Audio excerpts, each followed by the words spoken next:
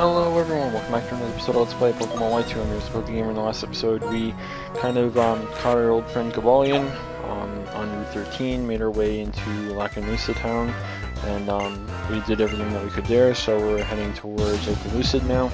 I believe this is Route 14. I can't remember off the top of my head, but we did a bunch of we battled pretty much every trainer here except for these two.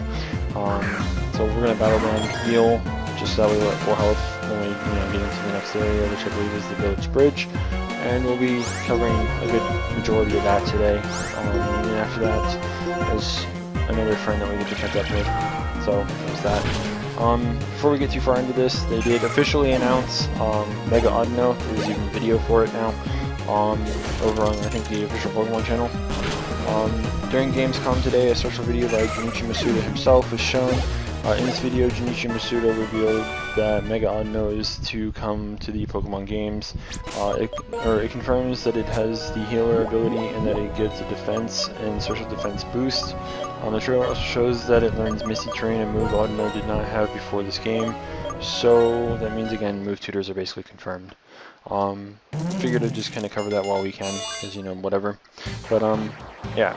And I forgot I had a Thunderstone, so that's the method that you use to evolve Electric into Electros. So, I mean, Electros, because why not? I don't know about anyone else, but I honestly think that Electros is one of the coolest Pokemon that has ever really been made. I don't know if I prefer its English or its Japanese name. Its Japanese name being Shibirudon. I remember watching a battle where this guy used all level 1 Pokemon against Cynthia in Black and White 1, and we didn't even know the English names for these Pokemon yet, and that's how I kind of remember that Electros is Shibirudon. Same with, I believe it's Braviary being known as Wargle. I'm not entirely sure. I could be wrong, of course. But yeah. I can't remember like all the names. Those are the two that I definitely remember. Wargle was kind of a cool name. I'm not sure if I really prefer that over Braviary, considering the fact that I also happen to have a shiny Braviary that's Brave Nature with Brave Bird, because it's brave everything, and it's kind of hilarious. I don't think I ever uploaded that shiny video to this channel. That was a long time ago. I got that on my Pokemon White. I think that was actually before Black and White 2 even came out. I'm not entirely sure about that. And I don't think I can check the date anymore because I have it transferred up to my Pokemon X, so yeah. But all I remember is that it was some time ago, and apparently there's an announcement on the, what's it called, for, the Holocaster on X and Y, because I was just looking at my DS and there's like a little blue bubble thing over X, so, or Pokemon X really, Also, I guess I can mention that too. The event for Pincer and whatnot went live, I think, starting as of yesterday, that or 2 days ago.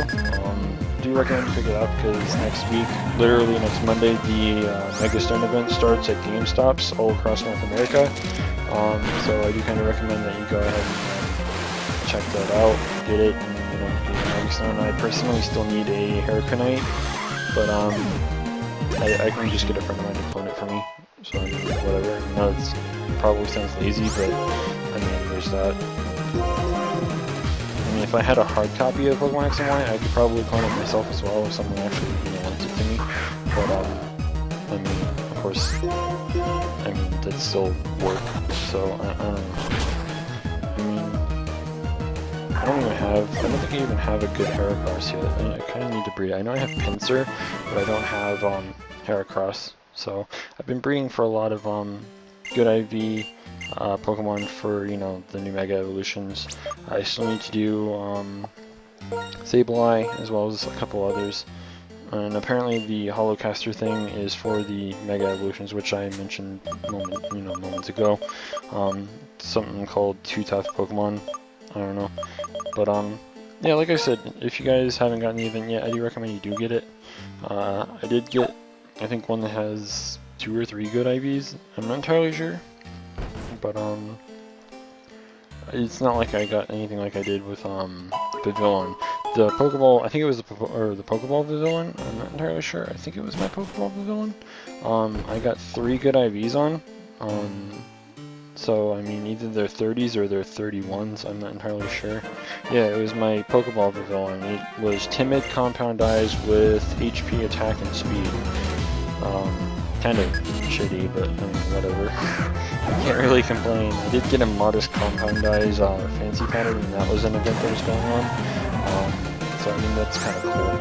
But I don't know. I also have my 4 shiny ones, so there's that too. But yeah, like I've been trying to train up a bunch of things. I also kind of still want to make a Kangaskhan just because, like the battle box or whatever, you know, those things. I wouldn't mind playing those from time to time. And Kangaskhan's obviously good for things like that. Not to mention I want to breed down the Pokeballs. Like if you use a female, you get the effects of why if you breed a female with a specific Pokeball that isn't the Master Ball or the Event Ball, like the Cherish Ball, then you can, you know, breed the Pokeball down. It's kind of a shame that you can't do that with the Master Ball or the Event Ball. I guess in a way it's kind of unfair to at least do the Event Ball, but the Master Ball, like, I don't really understand how that's a problem.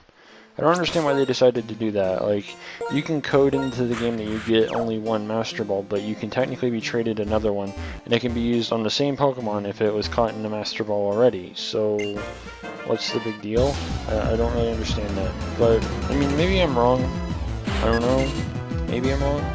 But it just seems kind of retarded. I don't know about anyone else, but I think that's just me.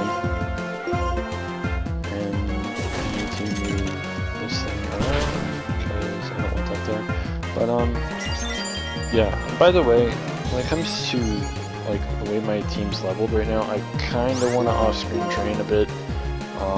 Not being able to one-shot this thing with Ice Punch is kind of sad to me. I mean, it's not like I can't, it's just that like I've let things like Electros and Espeon get a lot more levels than everything else. So I kind of want to off-screen train them a little bit, probably up to like 46 or somewhere around there, just to at least kind of level them out a little bit. I may have to look at the next gym leader's levels as well, and probably make Lucario slightly higher than what the gym leader's highest level is, which I think is going to be like 48 or something like that. Just because we're going to need Lucario for that gym for this very same reason that I like the move that I'm using right now is Ice. You know, Ice is good against the last gym. Or not, it's not the last gym, it's actually the 7th gym. I kind of feel bad that, you know, the Dragon Gym got kind of pushed down to the 7th gym rather than the 8th. I don't think that's ever been a thing in a Pokemon game before either. Usually when there's a Dragon type gym, it's usually always the 8th gym, so I don't understand like the reason why they decided to just randomly go, oh hey, you know, we're just going to make this gym now the 7th gym. I don't really understand that entirely, but I mean, I guess if they really wanted to do that, I mean, I really don't know what all you can really do about it. But yeah, like it's just weird that they did that. I mean, Claire was the gym leader in you know, the Johto games, and then like okay, usually when it comes to Dragon type trainers are a huge part of the game, whether it be gym leader or elite club member. Usually the Dragon trainers are I think we've had 1 champion that was a Dragon champion. I don't think we've ever had another one after that. We had Drake, who was also an Elite Four member. And I guess if you want to count it, Lance was kind of like a Elite Four member in his own right, considering like in Red, Blue, and all that other crap. He was already beaten by Gary, so technically you had to beat him as well, and then you went on to fight Gary to become the champion rather than just beating Lance. So, I mean, I don't know, like, they've always had some, like, kind of status in the Elite Four here and there, and then they've always been, like, the very last gym leader, if there was ever a gym leader for that typing, and, I don't know. It just feels weird they changed that up. I don't know about everyone else, and I guess it's not really all that relevant, but, I mean, at the same time, it's just kind of weird to me, so I don't know. So I want to mention this about this area because this is actually pretty cool. There are several NPCs in the area that you can talk to, and they will add to the background music.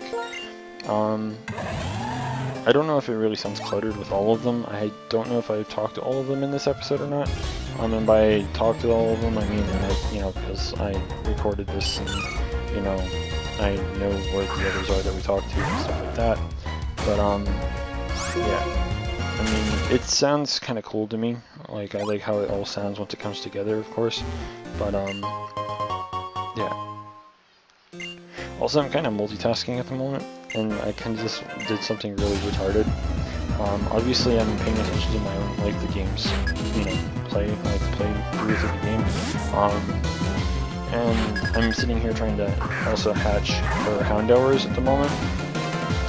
And I saw myself moving on the playthrough for Black and White 2, and I saw myself move down, so instinctively through my DS I started pressing the down button as I was moving. I was like, oh crap, but yeah, I mean, it's kind of funny that I just did that.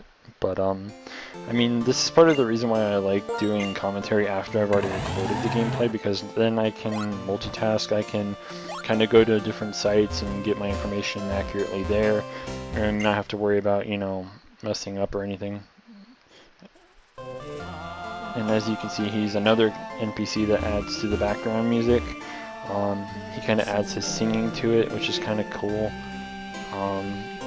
And I think that she's kind of like a singer as well, but like for some reason she gets all bashful about it. And I don't remember if there's actually any kind of relevance to her at all. Usually if you just walk in here, she just screams at you saying that she's practicing and tells you to get out.